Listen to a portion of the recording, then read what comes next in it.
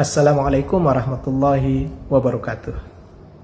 Terkait dengan semakin meluasnya penolakan terhadap Undang-Undang Omnibus Law, terutama dari kalangan buruh dan para pekerja, perlu kami sampaikan bahwa sesungguhnya Undang-Undang Omnibus Law ini tidak saja bermasalah pada sektor ketenagakerjaan, tapi juga bermasalah pada sektor-sektor lain yang diatur oleh undang-undang ini. Omnibus Law memang pemakan segalanya. Dulu kita mengenal ada karnivora pemakan daging, ada herbivora pemakan tanaman. Nah, sekarang ada Omnibus Law, undang-undang yang memakan seluruh sektor kehidupan masyarakat Indonesia. Saya Suryadi Jayapurnama, anggota Komisi 5 DPR RI, fraksi Partai Keadilan Sejahtera, yang membidangi bidang infrastruktur dan perhubungan, perlu menyampaikan beberapa masalah dalam Undang-Undang Omnibus Law, khususnya di sektor infrastruktur dan perhubungan. Pertama, undang-undang ini mencampuri kewenangan daerah dalam pengelolaan bangunan gedung.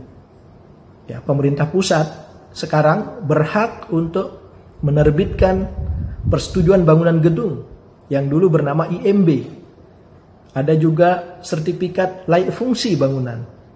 Ada juga pembinaan bangunan yang tadinya semuanya merupakan kewenangan daerah. Bayangkan ada satu bangunan yang tiba-tiba karena undang-undang ini dirubah fungsinya oleh pemerintah pusat. Misalnya ada gudang yang tidak terpakai, tiba-tiba dirubah menjadi tempat peribadatan. Dan ini akan menimbulkan masalah di tengah-tengah masyarakat. Yang kedua, undang-undang ini juga tidak sinkron antara pasal yang satu dengan pasal yang lain. Misalnya dalam pasal 52 tentang pembangunan perumahan.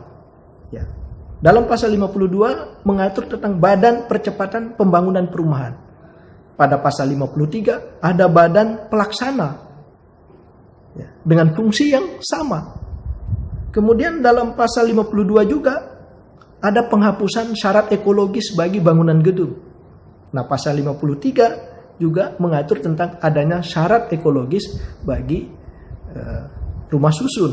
Jadi dua pasal yang hanya berdekatan, bertetangga, sudah bertentangan. Ada hal lain juga, penghapusan pembatasan tenaga kerja asing di sektor jasa konstruksi. Pada undang-undang sebelumnya, Undang-Undang nomor 2 tahun 2017 tentang jasa konstruksi itu membatasi bahwa tenaga kerja asing hanya boleh di jenis-jenis pekerjaan tertentu. Nah, sekarang pasal 74 Undang-Undang nomor 2 tahun 2017 tentang jasa konstruksi itu sudah dihapus oleh Undang-Undang Omnibus Law pada pasal 54. Sehingga tenaga kerja asing sekarang bebas bekerja di sektor jasa konstruksi. Berikutnya adalah penghapusan peran BUMN dan BUMD dalam pengelolaan sumber daya air. Yang dulunya sangat jelas diatur dalam Undang-Undang nomor 19 tahun 2019 tentang sumber daya air. Ini memungkinkan swasta asing juga boleh menguasai air yang ada di daerah-daerah. Berikutnya adalah mengebiri kewenangan daerah di sektor transportasi darat. Dalam pasal 57 Undang-Undang Omnibus Law ini, itu pemerintah pusat juga berhak mengeluarkan izin parkir umum, izin bengkel umum, izin angkutan umum yang selama ini menjadi kewenangan pemerintah daerah. Bayangkan nanti satu objek yang sedang diproses perizinannya oleh pemerintah daerah, karena undang-undang ini pemerintah pusat pada saat yang sama juga bisa mengeluarkan izin pada objek yang sama. Ini akan terjadi tumpang tindih. Padahal ini adalah sektor-sektor yang memang selama ini menjadi kewenangan pemerintah daerah. Demikian juga ada penghapusan penyusunan jaringan trayek tetap pada angkutan umum pelayaran. Dalam pasal 59 OBL ini pemerintah daerah tidak lagi punya kewenangan dalam menyusun jaringan trayek tetap pada pelayaran. Selain itu ada peran UKM yang mulai dipinggirkan karena pada pasal 59 Undang-Undang Omnibus Law ini bahwa perusahaan nasional bisa menyelenggarakan angkutan perairan, ya walaupun itu skala kecil yang selama ini menjadi wilayah kerja dari para UMKM kita di daerah-daerah. Nah, termasuk penghapusan jangka waktu terminal khusus. Ya, pada undang-undang sebelumnya, ya pengelolaan terminal khusus di pelabuhan itu ada pembatasan waktu 5 tahun, dievaluasi, bisa diperpanjang atau bisa juga dihentikan. Nah, dalam undang-undang Omnibus Law ini, perusahaan asing ya bisa menyelenggarakan parkir khusus di pelabuhan-pelabuhan strategis kita tanpa ada batasan jangka waktunya. Dan yang krusial juga adalah tidak adanya pembatasan modal asing dalam pengelolaan bandara. Dalam Undang-Undang Nomor 1 Tahun 2009 tentang penerbangan, sebelumnya diatur bahwa modal asing tidak boleh lebih dari 50% dalam pengelolaan bandara.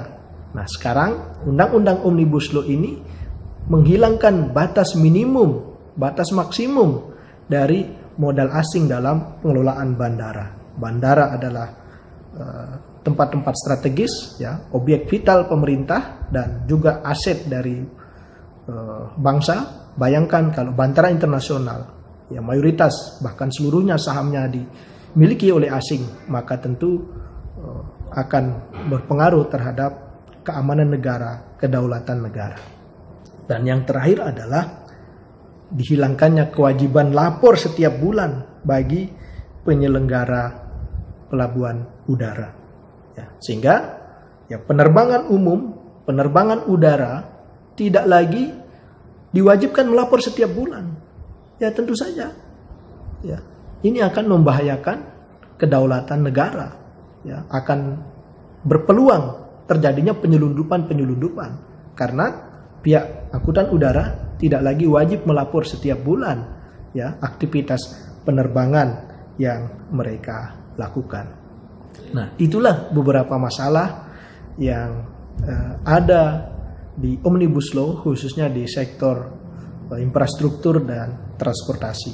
Mudah-mudahan kita bersama-sama juga ikut menolak undang-undang ini karena tidak saja memakan sektor ketenagakerjaan, tapi juga Omnibus Law ini memakan segala sektor sendi-sendi kehidupan masyarakat kita. Demikian, Assalamualaikum warahmatullahi wabarakatuh.